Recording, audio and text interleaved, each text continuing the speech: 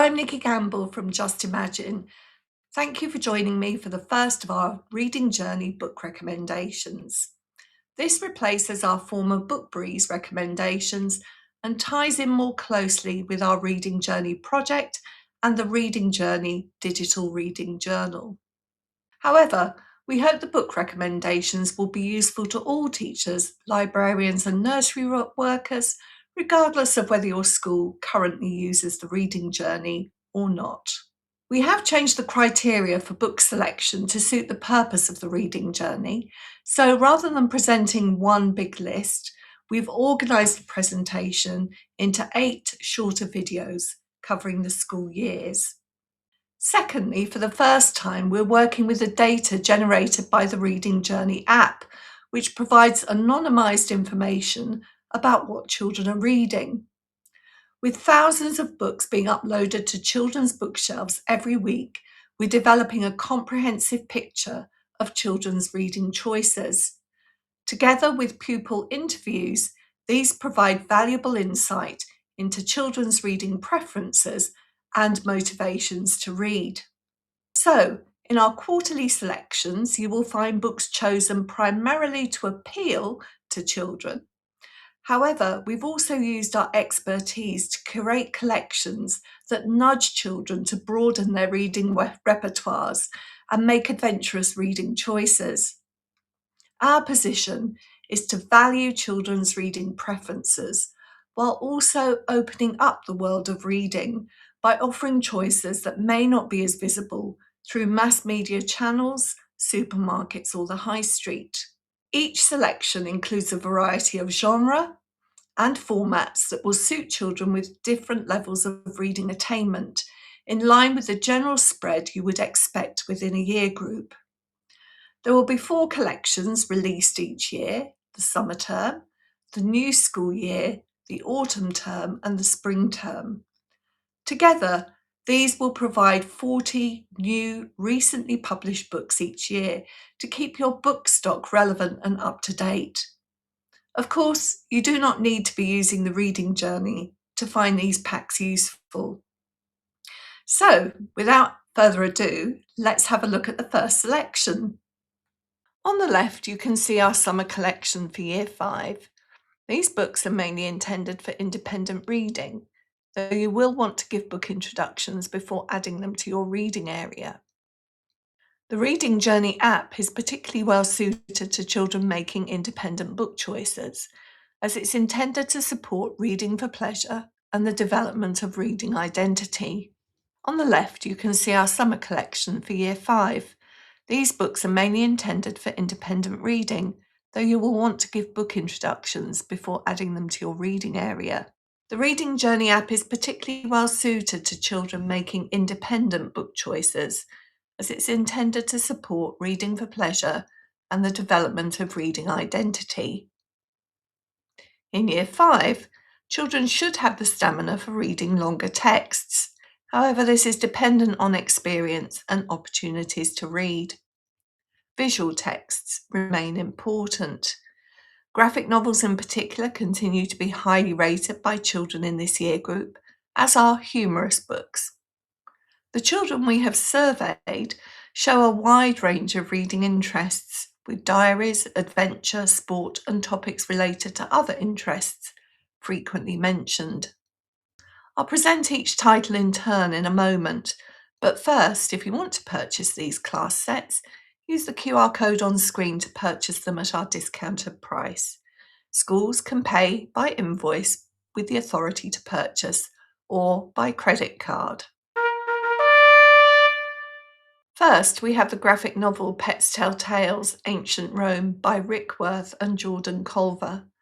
The first book in this series, Pets Tell Tales: Ancient Egypt, has been shortlisted for the Spark Book Award. Worth and Culver specialise in the communication of knowledge through comics, and these books are highly informative, taking both a serious historical approach with plenty of humour mixed in. The premise for this series is that animals present their perspective on history.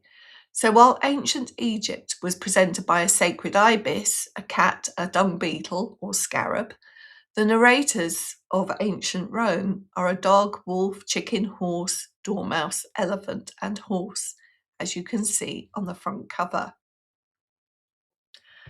Let's have a look at one of the chapters so you can get a sense of the presentation. This is the story of Romulus and Remus and the founding of Rome. As you can see, the illustration is in black and white.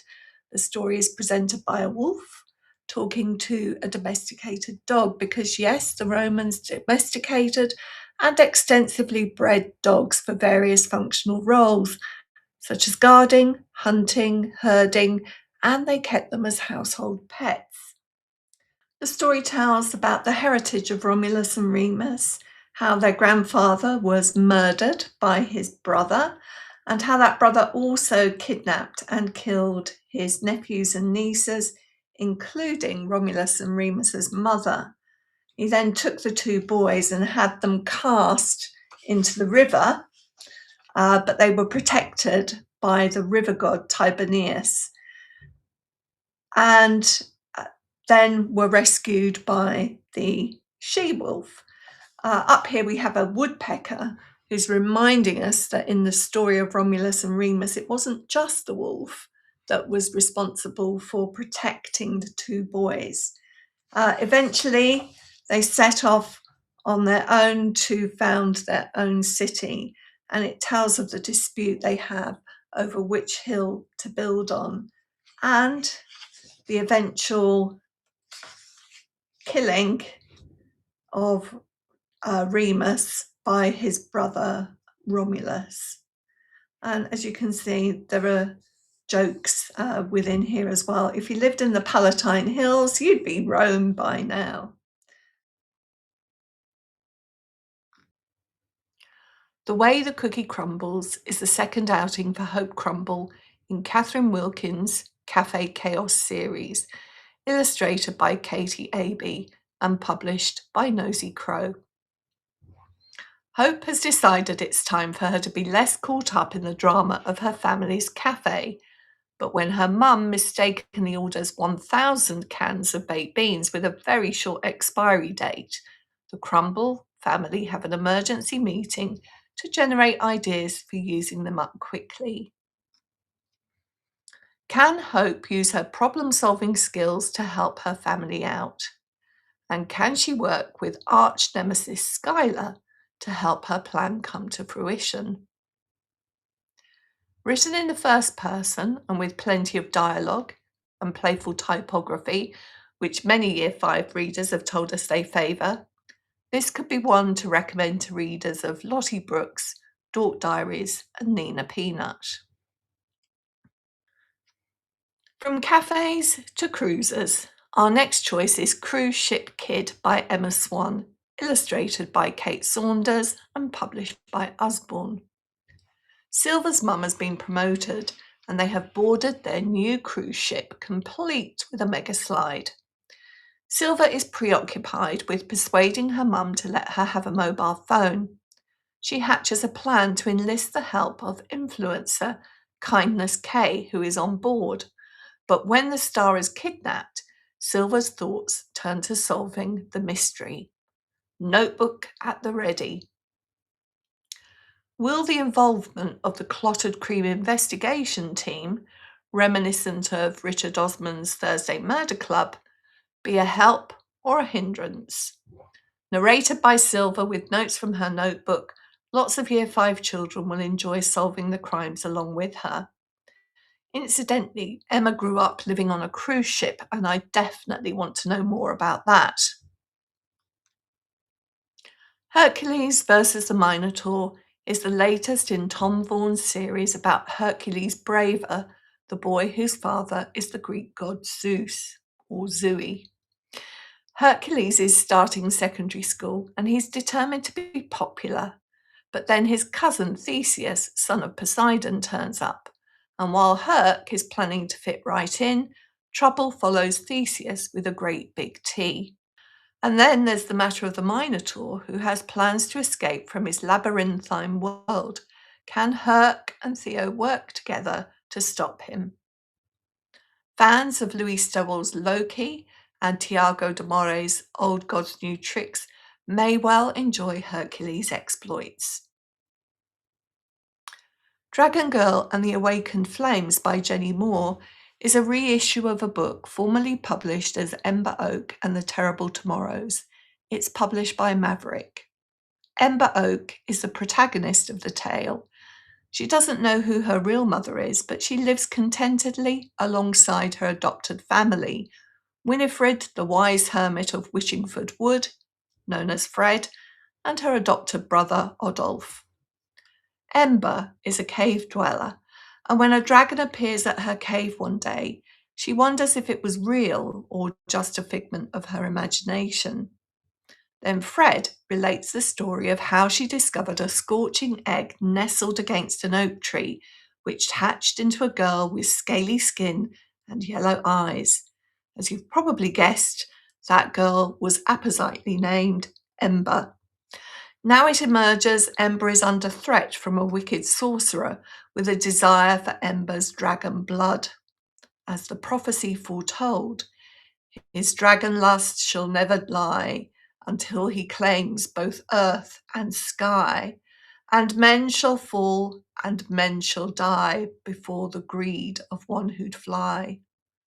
Beware his scrying eye of truth, beware the bowl that sees.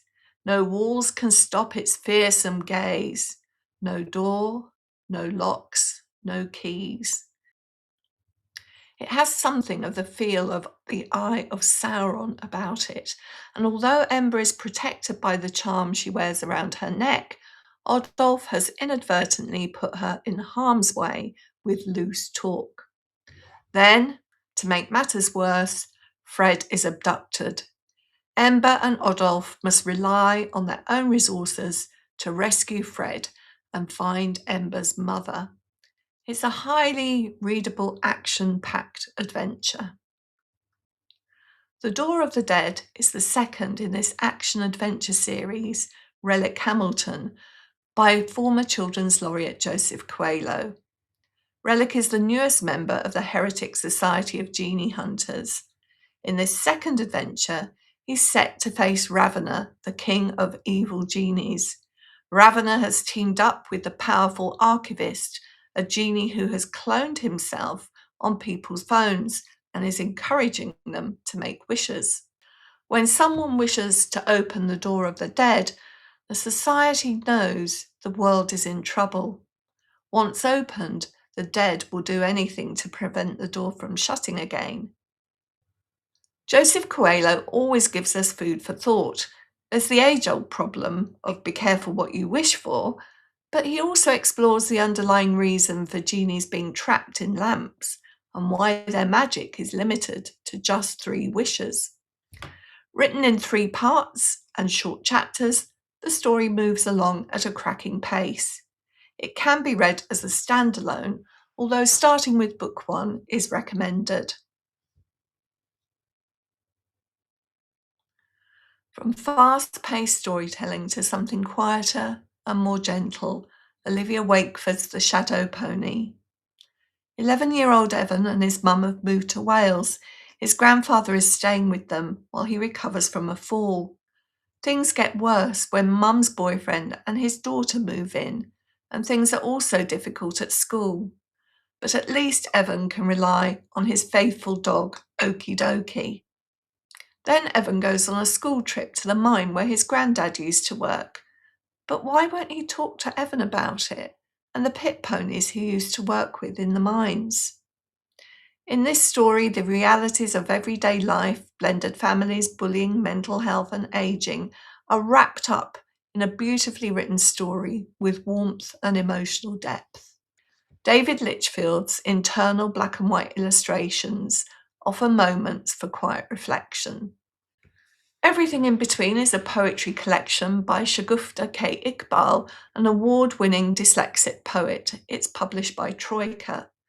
It's a wide-ranging collection featuring poems about family, friendship, faith, climate change, the coral reef, and school.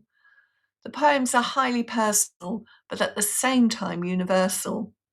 In the poem Packed Lunch, Shagufta writes, I keep telling my mum I don't want her pilau rice, her keema and matter, samosa, chaat, or roti with butter. I just want grey hummus and carrot sticks. I just want plain crackers. It reminds me of asking my mum to make sandwiches with white sliced bread rather than the homemade brown rolls that she used to give me, and to swap the homemade flapjack for a Mr. Kipling apple pie so I could be like everyone else. There are many poems in this collection that will resonate with Year 5 children. Invented by Animals by Christiane Dorian, illustrated by Gossier Herber, and published by Wide Eyed Editions, is a reissue of a book that won the Best Book with Facts Award at the Blue Peter Book Awards in 2022. The book looks at how animals have inspired the development of everyday technology and how that might shape the future. From the potential for fabric that changes according to the environment, inspired by the mimic octopus, and the ingenious space-saving folding techniques of an earwig's wings, to the light but steely strong material that a spider spins to make its web. There are many amazing superpowers in the natural world that will amaze Year 5 readers. Finally, Fake News and How to Spot It is the latest addition to Usborne's Life Skills series by Holly Bathy and Alex Frith. It's packed with advice on how to spot fake news, how writers add colour to their writing for effect, conspiracy theories, and much more, along with activities for children to test their fake news spotting skills. So, that rounds up this selection. I hope you found this useful and that you'll join me again in July when I'll be presenting the collections for the new academic year.